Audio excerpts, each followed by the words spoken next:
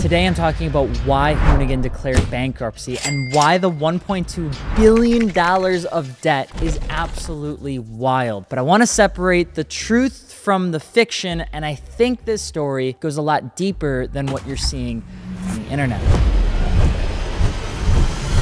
By the way, I'm AlexMartini. Welcome back. I'm so excited because I get to talk to you guys again about something crazy that's happening. Now, unfortunately, it's not the best news. And if you have an opinion on how you think this thing's gonna go down, let me know below. And of course, if you enjoy these kind of videos, subscribe. I've been holding out on building the 430 and a new project car because I just really like doing these videos. So let's get into this. What's the truth? Hoonigan, Wheelpros, all of that declared Chapter 11 bankruptcy. And what this means is that the 27 companies that are represented within the Wheelpros branch, which includes over 1,000 employees, are about to enter into a negotiation struggle to try and get rid of $1.2 billion of their $1.75 billion of debt. I'm gonna get into how in the hell does a company that makes wheels even get into that amount of debt, why Hoonigan of all brand names is responsible for this, and who's actually at fault. Now, this Chapter 11 bankruptcy can be boiled down into three key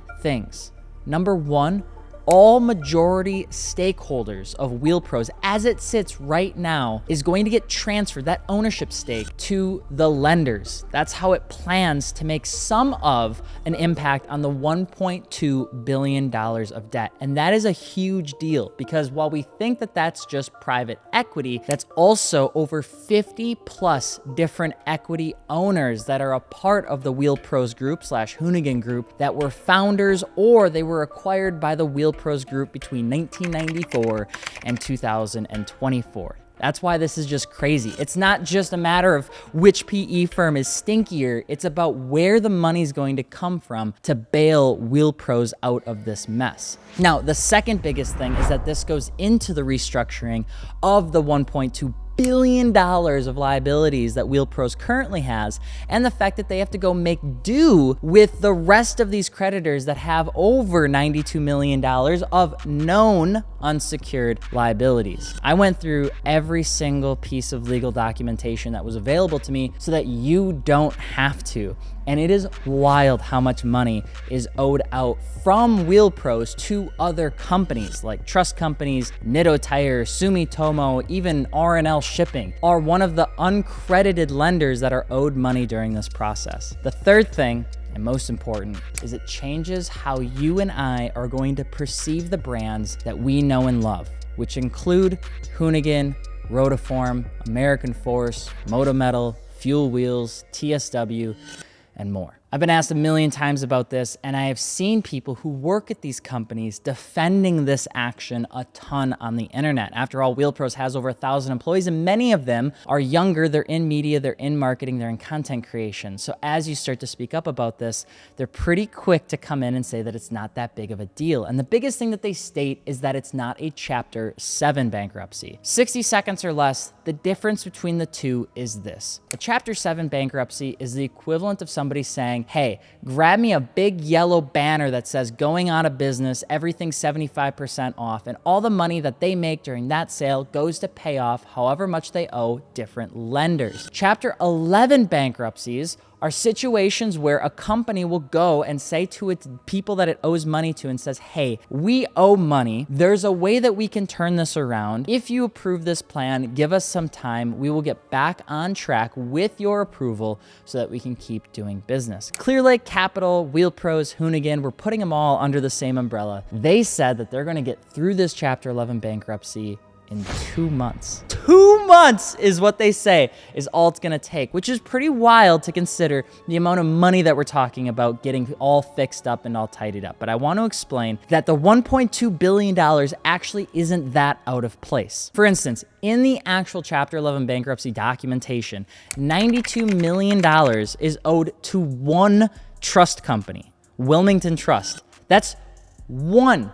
They have a $1.3 million unsecured debt out to Adobe. Imagine, I get pissed when I have to make a $20 membership bill to Adobe for my student account, Adobe Don't Sue Me, that I use because I don't want to pay $60 a month. $1.3 million. In 2021, there was a period of time where TSW was getting acquired by Wheelpros as well. They had 8 distribution centers across the US in 2021, and Wheelpros bought them so that they could speed up their direct-to-consumer business model so that they didn't have to ship things out of Colorado or California or wherever the hell that they were at the time. And those buildings come with land and property tax and bills and debt, and the list goes on and on. And even a few years ago, Wheelpros ended up buying an aluminum wheel factory from Borbit out of Auburn so that they could make wheels here in America. This was a big deal. If you were in the wheel industry, you saw that American forces were gonna get made in America, and Wheelpros was proud of that, and that was super rad. But it only lasted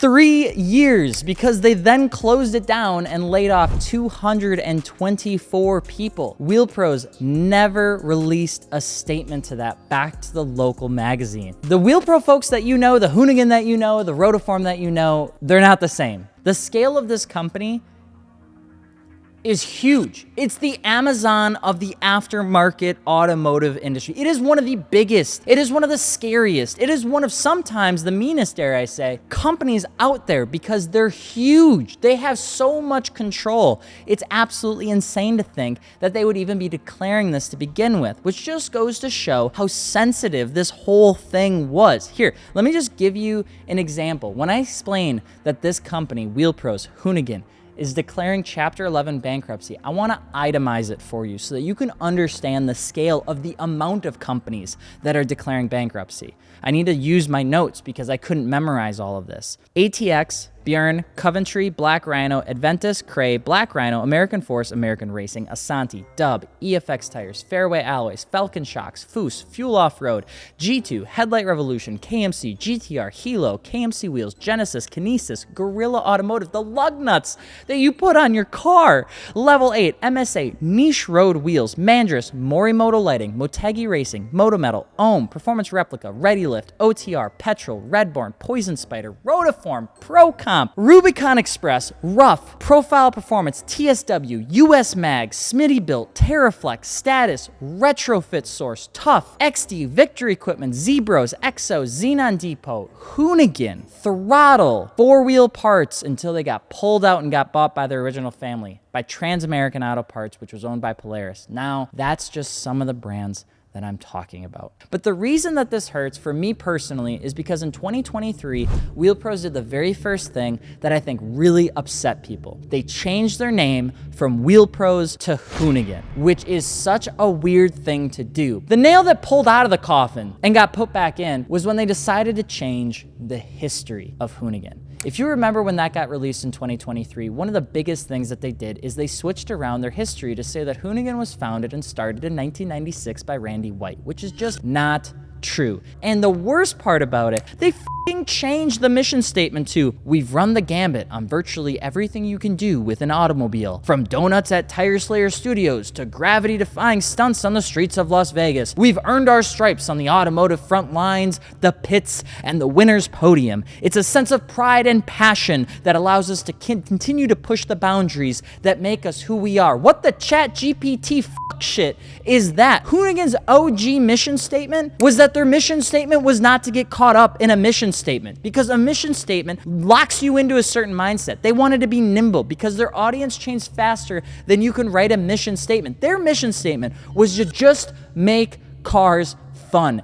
And when they decided to change that, when they decided to take all that history and kick it under the rug, that is a giant middle finger to the actual automotive community and culture that was built in the new generation of digital media. That's the part that really started to secure the fate of what Wheelpros/Hoonigan was heading towards. And the hubris and the ego that came along with it after the fact is when you started to see these things slip and fall. It doesn't take much to actually go back into the past to see this already pan out. In 2019 and 2020, a lot of the folks that had an equity ownership in Hoonigan or Wheelpros at that time had the ability to cash out, and they got paid a pretty hefty lump sum. The second biggest thing was that they had an opportunity to reinvest, which most did. They doubled down, and now they're left with nothing. That is the key here of this Chapter 11 bankruptcy. And if you're wondering how in the living hell does a company come up with $1.2 billion to pay back to lenders, that's how. You literally take it from those people and you give it to these people. PE is not the initial failure of what's going on at Hoonigan. It is the people who made the decision to propose it to Clear Lake Capital and the people that own Hoonigan, and they said yes. Because up until this very point, Hoonigan was doing a pretty damn good job with acquiring companies, but then they made mistakes. They got egotistical and they started making calls that they probably shouldn't. I don't put this blame on Vance, whoever that guy is. It's somebody else's job. It's the CMO's job to make sure that those media outlets and those folks are getting the best that they possibly can. And Hoonigan is just a vessel of what it once was, which is what makes it so sad, because everybody wants to look at Hoonigan and give it a second chance. They want to know that there's a future for it. I just don't think there is. I think the future of Hoonigan are the YouTube channels you already see out there, the Vins of the world, the Brian Scottos with the f***ing avocado farms that I just love to see. I love to see that. The Hertz doing awesome stuff, being at Final Bout, being a judge. That stuff is awesome, and that's cool, and I love that for them and us and for people who watch the content. But these people still got absolutely boned at some point in this situation, and they are just making the best of it. And at the end of the day, I know exactly what that feels like, and I know exactly how others feel about this too, and that part really stinks. I want, as a person who wants the automotive culture to grow, I want Hoonigan to get through this Chapter 11 bankruptcy. But it comes at the cost of people who put their heart and soul into a brand and it got sold to this conglomerate. They're taking the shortest end of the stick. They're the ones that are likely getting their ass kicked the most, and they're not gonna really be able to say anything. I highly doubt you are going to see or hear anything from these folks over the last couple months. In fact, I thought some of the folks that I knew that still worked there ended up leaving. They've been gone for 4 months. Now they're an executive at an entirely different automotive company because they probably saw the writing on the wall. Here's the thing.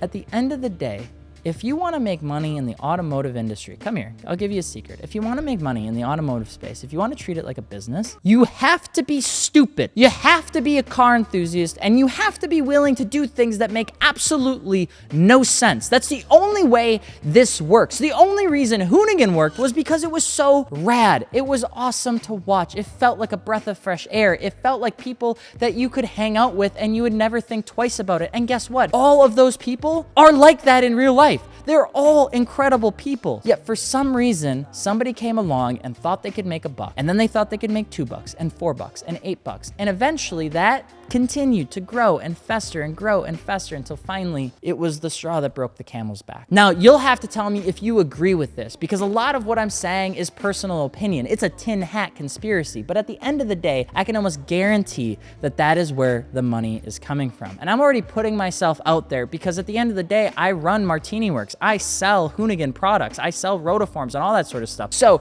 they could come to me and just shut down my whole account for even speaking about this. I have no idea. But you deserve to know the truth, and you deserve to know that something along the way came into this situation with Hoonigan and Wheelpros, and now it's another classic example of biting off more than you could chew. And the people that are ultimately gonna get screwed by this, I'm literally repeating, I'm done. You get the point. Let me know what your thoughts are below. I absolutely love you guys. Thank you so much for watching. And please share this with a friend that might have questions on this, because there's so much misinformation out there right now, whether it's Ken Block, whether it's Hoonigan, whether it's Wheelpros, whether it's one person's fault or another person's fault. They need to know this. And if you don't agree, fight with me, I guess. Don't forget to subscribe, and we'll see you in the next one.